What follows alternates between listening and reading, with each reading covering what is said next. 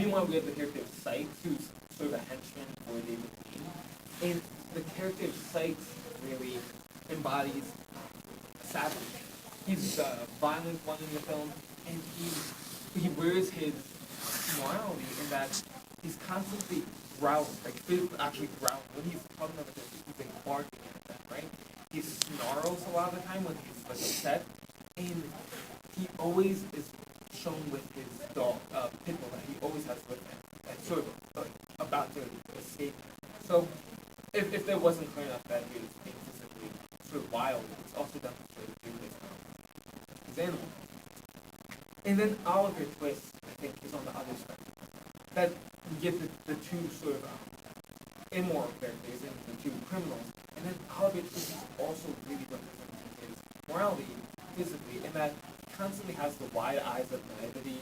He's constantly shown with a brighter light than the rest of the characters. The criminals are often shot in dark scenes, and Oliver Twist, even if he's in the dark scene, even if he's with the den, the lighting of the shot makes it so that he's constantly glowing. Through the entire film, he's dressed like a criminal, he has dirt on his face, he's glowing unlike the rest of the criminals. So, with this, with the ease that morality, either positive or negative morality, is shown in films, it's really easy to kind of create this binary, right? This binary where you have the good characters and you have the bad characters, and they're kind of really divided, that there can't be any overlap. So, with Oliver, for example, he's in the den, but he's never actually a criminal. Throughout the entire film, he's never shot as a criminal, narratively or visually, but he never actually acts as a criminal. That film sort of has this morality that stands. And he's constantly shot in the light, like I was saying. Meanwhile, the criminals can never be anything but criminal in this film, especially Fagin and Sykes. Like I said before, they're constantly shot with darkness, they're constantly in close surroundings, and they operate under deception. A lot of the critics, when talking about Charles Dickens, they say that really, Julia John writes in the book Criminal, Dickens Criminals, she writes in the book that they are like the masters of the labyrinth. Like they're operating in these dark mazes, in cities where the light is, that's where they operate through shadow. So they can never, there's this huge dichotomy between the darkness of the criminals and the brightness of all the twists. What kind of shakes this up is the character of the Artful Dodger, which is why I want to talk about him. And his character, he does something that's really, really interesting. He has the skill set to operate in these dark areas. He has the ability to do sort of covert work, like the people who's work. And it's one of the most interesting things in the film. They're basically trying to teach Oliver how to be a criminal, and they're together, and the Artful Dodger is trying to pull a fast one on Fagin, like take his handkerchief, and Fagin's kind of playing along with it, and all the other boys are playing along with it, and Oliver doesn't care. Like, he's just laughing hysterically because he doesn't know what's going on, because he's perpetually innocent. The Artful Dodger goes, and we see him, and he steals the handkerchief from Fagin. And it's kind of like a jokey scene, but then like there's a shift, and Artful comes to the table to show Oliver what he's just accomplished through his act of deception. And he pulls out the handkerchief, which you don't know about, but then he also pulls out this gold pocket watch, and a wallet, and some trinkets, and another handkerchief. And Oliver is frustrated, like, why I think, like, what the hell? Well, he's Oliver, so what he did had. But like all the other, like we're left thinking, well, we didn't see any of this. He effectively deceived not only Oliver and other characters, but the audience members too. And this props up again Artful's ability to sort of navigate unseen. He, in a very late scene in the movie, he's dodging Nancy, he's tailing her, he's spying on her, and it shows him, we know that that's what he's supposed to do, and it shows him following her initially. But then for 2.5 minutes, he's gone. All we see is Nancy, and Nancy's running through these streets, and Nancy's hiding, and she's checking over her shoulder furtively, and she finally gets to her destination. She's talking to Brownlow about Oliver, and it seems to all appearances that Artful Dodger lost his tail. But then the camera pans right, and we see that he was there all along, again operating unseen by the audience as well as by the other characters. So, it's kind of, he has all the skill sets to be one of these criminals, and so it's sad that he can movie one. But he's stopped just short. The lean stops him just short. And I'm arguing that the reason what makes this the case is he doesn't wear his morality physically with the other characters, either positively or negatively. Oliver is constantly seen expressing his morality physically. The Fagin and Sykes, same deal, like I said before. But when Artful is shot, he's shot expressionless throughout most of the film. There are occasions when they're like snarl, like Sykes. He has some indication that he's similar to Sykes or Fagin, but he also is never entirely like that. He's shot in such a way that he doesn't wear it on his skin. Additionally, his attire, I think, the way he's dressed, really says a lot about his morality. So I'm going to read this a little bit of my paper. Artful's disarray through clothing suggests something more complicated as well. It indicates some fractured identity, psychological, moral, or otherwise. He has a hat, but it clearly wasn't tailored for him, which works narratively to imply his poverty, but it also suggests some instability regarding his person.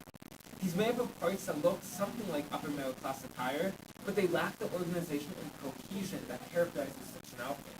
Instead, he is a mismatched conglomeration of parts that function as an outfit, but that highlight its inability to have any sort of unity.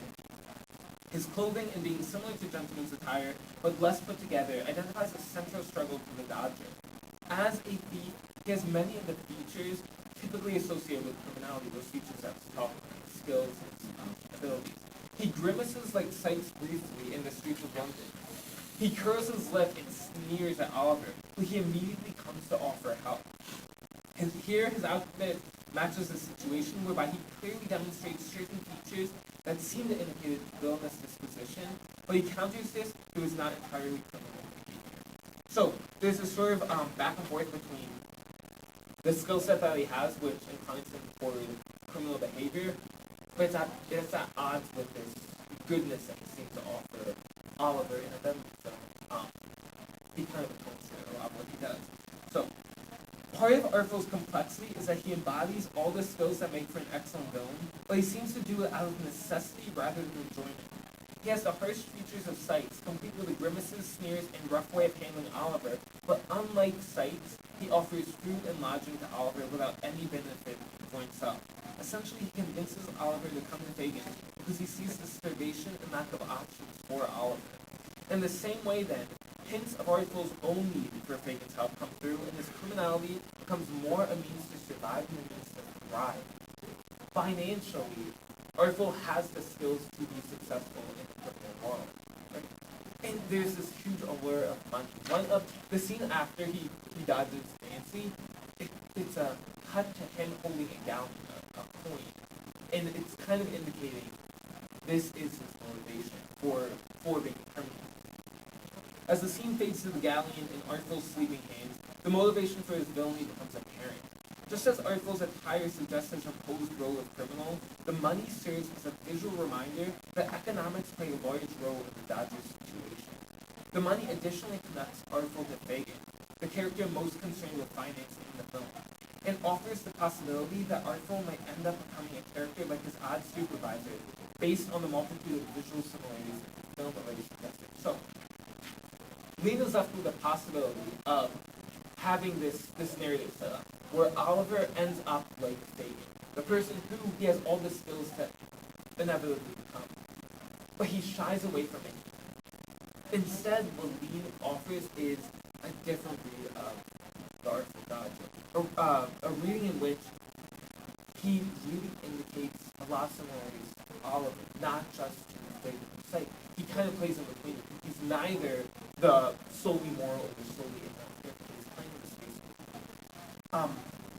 And this is not clear in Dickens' novel, as clear as it is in the film adaptation of it, where Artful's story becomes much more rich. A couple of the ways in which he indicates or parallels Oliver is that both of them are children, right? Both of them are kind of pulled into Fagin's den. But beyond that, they both have this sort of escapism. That there's a scene earlier in the film where Oliver has to escape. He's in the London streets, and Fagin and his gang are after him. And Oliver escapes in a very particular way, by sliding under people's legs, by being small, using his smallness to kind of navigate through this. What Artful does is, whenever he's confronted with Fagin, whenever he's at odds with Fagin or Sykes, he does this exact same kind of thing of sliding under tables, hiding, using his size as the kind of way that they capture. And on top of that, the way he visually shoots them is really telling. So when he's shooting the Artful Dodger, he often shoots him from mid-range shots so that he looks fairly large. And when he's operating in the streets where he does have skill, does have ability, this makes sense. But when he's at odds with Fagin or Sykes, and he's in disagreement with them, the camera angle shifts from an upward angle so that he looks diminutive by comparison. And that's the exact angle that Oliver Twist shot the entire film.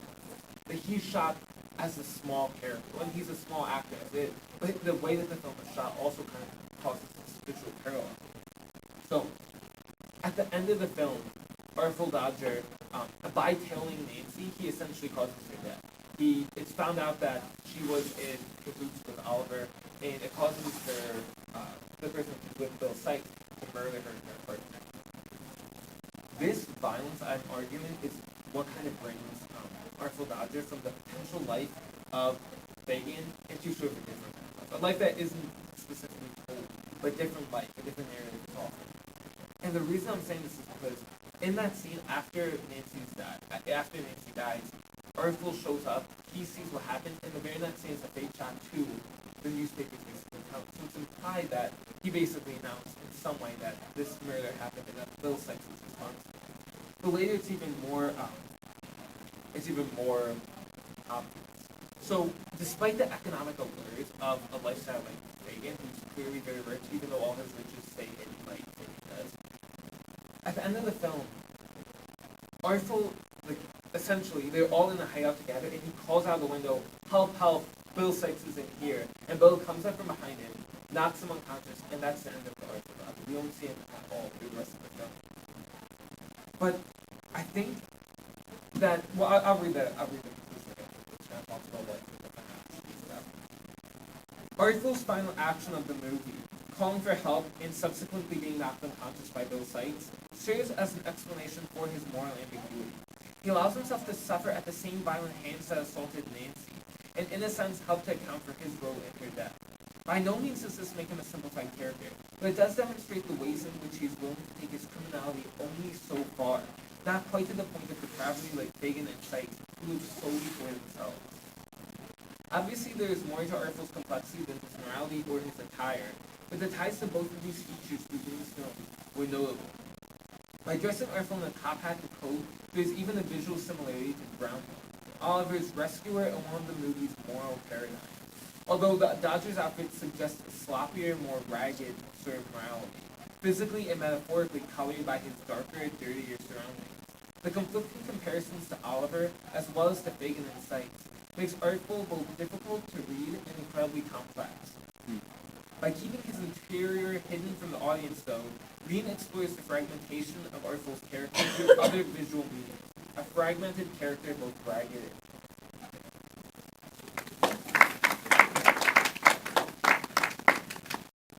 I have a question for Andrew. I know Dickens adaptations are really, really popular, and I'm actually really excited about the Helena Bonham Carter as Havisham adaptation coming up. I don't know very much about the director you talked about. Has he done other Dickens movies, and has he kept this kind of light frame, and have other directors maintained that, or is it really his own directorial choice? Well, he was famous for film noir, so he does a lot of that kind of stuff. And he's also done Great Expectations. He was one of the. Did he do Christmas Carol too? Yeah. But he kind of spearheaded sort of the Dickensian adaptation. And so he was really influential for a lot of future Dickensian interpretations that get sort of the stuff. Did I answer your question? Oh, I mean, just in the other ones, is this aspect of light, for the external and internal thing? Oh, yeah, definitely he's concerned. The same exteriority that Dickens was. Yes. The sort of, the way the character sort of wears it around. That's been really significant. And Lean stayed true to that, but he doesn't stay true to that. So he kind of plays around. Because, Artful Dodger is kind of a forgettable character in the original, in the actual Dickens text. But I think meanings really Yeah, I liked it because it reminded me of something I read for a Jane Austen class. It was narrative asymmetry. They talked about how other characters are pushed down, so Elizabeth Bennet can be raised up. But the author, I'm going to say his name with knowledge, he spent two major, like, 100-page chapters on Austen, and the other two were on Dickens. It's like you're talking about the interior versus exteriority. I'm like, I don't remember what it's called. I want to say it was David Wallace, like Wolloch, and no, we definitely talked about narrative asymmetry and pride and prejudice. That was Okay. what we were saying, that, like, you're talking about the interior, and like lights are clicking, and I'm Yeah. like, yes. That sounds fantastic. Andrew, I was thinking Oliver, the 1970s, Oliver. I Yeah, think it's called the Oliver, right? musical. Yeah, and as you were doing that, I thought I was thinking of Sykes and the way that they Yeah. portray him in there, and they cast Oliver Reed. It's the casting now, more than the costume. They cast Oliver Reed, and up until the end, up until he kills Nancy, Sykes is much more of a rogue, Yeah. right? Kind of a likable rogue. In that one, he's not the growling evil doer Yeah. that he is. I think probably both in the novel and in the In the lead version, it's Robert Newton. Robert Newton at the time, I think, was Bill Sykes. He had a reputation for being a notorious drunkard off screen. And so, in fact, if you look at the lead version, it's actually Robert Newton playing Robert Newton. I mean, actually, again, Dennis, it's another thing about characterization. And in fact, when Lee cast Oliver Twist, it was very much also drawing from the British character actors of the day. I mean, there were people like Francis L. Sullivan, who Guinness himself was in one of his familiar character roles. So, in other words, the Oliver of the 68 Oliver was as much cast by British character actors as the 47 Oliver Twist. Sorry, I'm shutting up. I have to have a little sideline in British movies. May I ask- Lovely. May I ask one quick question? I've missed your beginning presentation, but I know that Oliver Twist ran into problems in this country because it's alleged anti-Semitic content. And I wondered whether or not you thought that actually this was anything to do with anything of the ways in which the Artful Dodger was represented, or do you think it was entirely due to Guinness's performance that caused so much trouble in this country? That's really interesting. I don't know if it has to do with Artful Dodger. I don't know if it has to do with this presentation. But I do think that I know that I was reading a little bit about him. He said that he intentionally characterized him. He didn't say as Jewish. He didn't say he created him Jewish. But he did say that what he did is he tried to make it nicer, is what he did for him. So I think that it could have been a misinterpretation of the after event. It could have been, I don't know the exact Who's the actor who played Artful Dodger? Oh, Who was I can't Artful remember off the top of Who my was head. Artful Dodger in the lead thing? I know John Howard Davis was on it, but I can't for the life of me remember who the Artful Dodger was. I can't remember his name off the top of my head. Probably ages problem. But I was thinking that what Ron Moody does in the later version, they also play these two.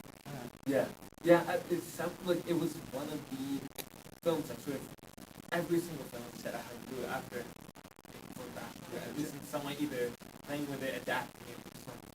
I know that Jack Wilde in the Ron Moody version was played as this rather lovable rogue type character, sort of interacting with Mark Lester, initiating into this oh so wonderful London underworld way of life, which of course wasn't oh so